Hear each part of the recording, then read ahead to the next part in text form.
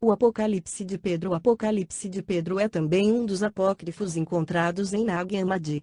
Existe um outro livro com o mesmo nome, conservado em etíope. O primeiro está em grego. Apocalipse de Pedro conta 3 visões que Pedro teve sobre a crucifixão e ressurreição de Jesus. Além de travar uma polêmica com os opositores do pensamento gnóstico, Apocalipse de Pedro tem a intenção de oferecer uma reta interpretação da paixão de Jesus, bem como a de animar o seleto grupo de cristãos gnósticos, que tinha Pedro como fundamento de fé. Pedro no Apocalipse. Pedro é o verdadeiro gnóstico, que sabe distinguir entre o falso e o verdadeiro. Ele é diferente do Pedro dos eclesiásticos, os quais recebem duras críticas dos gnósticos.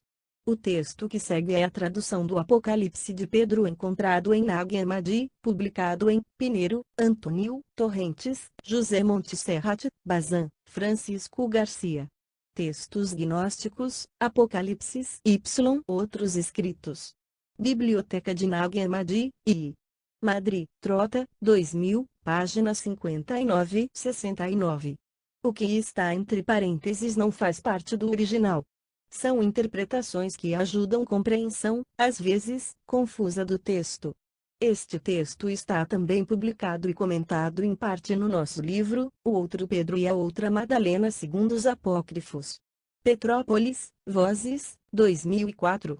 Introdução. Quando Salvador estava sentado no templo, no 300º ano da edificação e no mês construção da 10ª coluna, satisfeito com a grandeza da majestade vivente e incorruptível, ele me disse, primeira visão: Pedro, bem-aventurados os de cima que pertencem ao Pai, que através de mim há revelado a vida para aqueles que são da vida, pois eu os recordei, aqueles que estão edificados sobre a sólida base. Que ouçam minhas palavras e que distingam as palavras da injustiça e a transgressão da lei das palavras da justiça. Com efeito, eles procedem do alto, de cada palavra da plenitude da verdade e têm sido iluminados com benevolência por aquele, a quem as potestades buscaram, mas não encontraram. Aquele que nem foi mencionado pelas em nenhuma geração dos profetas. Este apareceu agora entre aqueles, naquele no qual se é aparecido, no Filho do Homem, exaltado no alto dos céus, revelado com temor dos homens de essência semelhante. Mas tu, Pedro, sê perfeito segundo o nome que eu te coloquei, pedra, pois eu te escolhi, e fiz de ti um princípio para o resto, a quem eu chamei para o conhecimento. Sê forte até que venha o imitador da justiça, o imitador daquele que foi o primeiro a chamar-te. De fato, ele te chamou para que o conheça de um modo digno, por causa da rejeição de que foi alvo. Você pode reconhecê-lo nos tendões de suas mãos e de seus pés, no coroamento realizado por aqueles que vivem na região do meio, no corpo luminoso que eles, os arcontes, aqueles que pregam os falsos ensinamentos sobre Jesus, apresentaram na esperança de estarem cumprindo um serviço de honrosa recompensa, quando ele ia recriminar-te 3 vezes naquela noite. O Salvador disse estas coisas, enquanto eu estava vendo um dos sacerdotes e o povo que corriam até nós com pedras para nos matar. Apavorei-me, pensando que íamos morrer. E ele me disse, Pedro, eu te disse diversas vezes que estes são cegos sem guias. Se queres conhecer sua cegueira, coloca as tuas mãos sobre os olhos de seu corpo, e diga o que vês. Quando eu lhe disse que não via nada, ele me disse, não é possível que não veja nada. Ele me disse novamente, faça o mesmo outra vez. E em mim se produziu medo e alegria ao mesmo tempo, pois vi uma luz nova, maior que a luz do dia. Logo, a luz desceu sobre o Salvador, e eu lhe contei o que havia visto. E ele me disse de novo, levanta tuas mãos e escuta o que dizem os sacerdotes e o povo. Eu ouvi os sacerdotes, enquanto estavam sentados com os escribas. As multidões gritavam aos brados. Quando o Salvador escutou essas coisas de mim, ele me disse, apura os teus ouvidos e ouça o que estão dizendo. E escutei de novo. Enquanto estava sentado, te louvam. Quando eu disse estas coisas, o Salvador te disse que estes são cegos e surdos. Escuta, pois, agora as que estão dizendo de forma misteriosa e conservás. Não as diga aos filhos deste mundo, pois eles blasfemariam contra ti neste mundo, já que eles não te conhecem, mas louvar-te-ão assim que te conhecerem. Heresias em torno ao grupo. Primeiro conjunto de adversários, gnósticos desviados da verdade originária. Na verdade, muitos, no início, acolherão as nossas palavras, mas logo se distanciarão delas, por vontade do Pai de seu erro, porque terão feito o que ele quis. Mas Deus lhes revelará em juízo, quer dizer, aos servidores da palavra.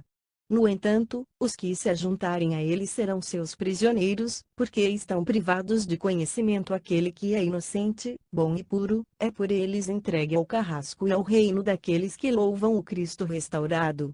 Eles louvam os homens que propagam a mentira, aqueles que virão depois de ti. Eles se aderirão ao nome de um morto, pensando que serão purificados por esse nome. Ao contrário, ficarão impuros e cairão em nome do erro em mãos de um homem malvado e astuto, em dogmas multiformes, e serão governados na heresia.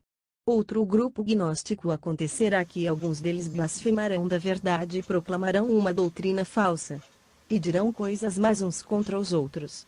Alguns desses serão chamados de aqueles que estão sob o poder dos arcontes, os que procedem de um homem e uma mulher nua, de uma multidão de formas e grande variedade de sofrimento.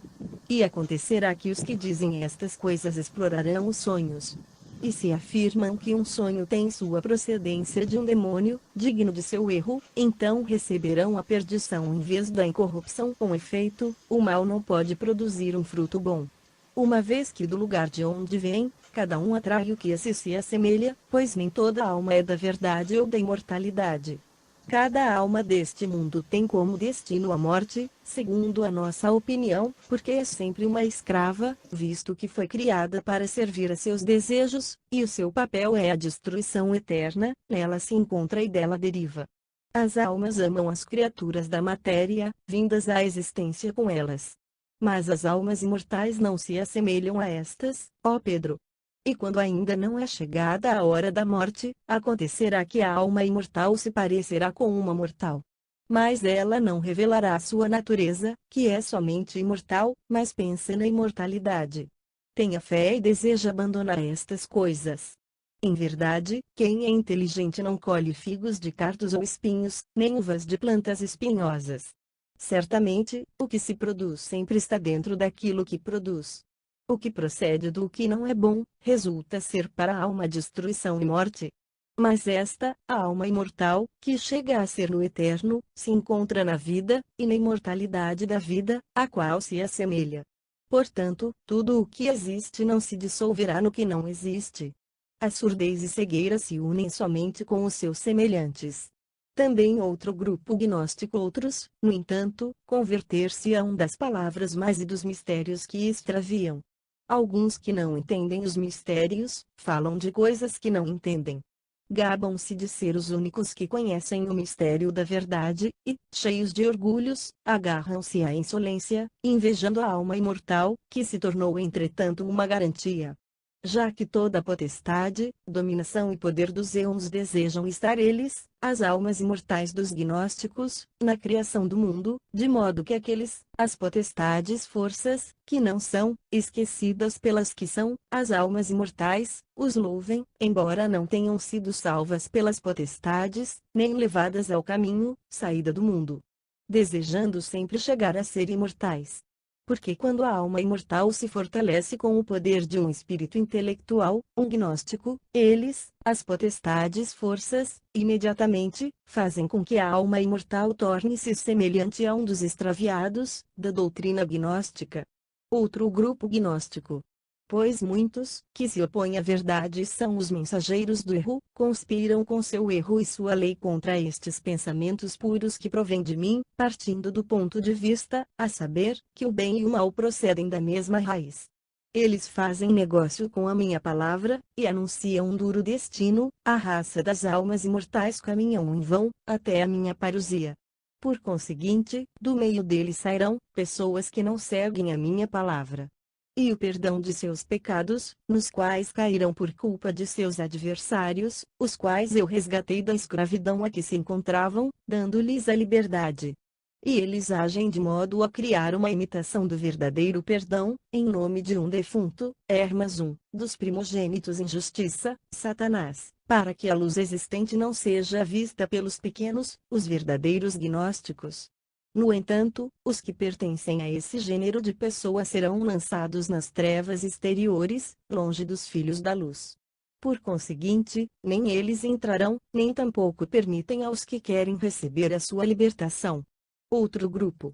Também gnósticos, também errados e ainda outros deles, que sofrem, pensam que conseguirão a perfeição da vivência comunitária, ser igreja, que realmente existe, a saber, a união espiritual com os que estão em comunhão, através da qual se revelará o matrimônio da imortalidade, igualdade da essência com o Salvador.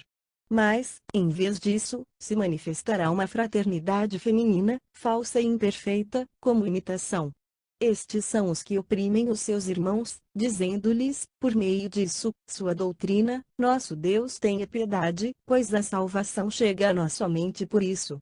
E eles não conhecem o castigo daqueles que se alegram por aqueles que fizeram isto aos pequenos, gnósticos verdadeiros, que vieram, outros que também agem em nome de Cristo, e fizeram prisioneiros, os gnósticos.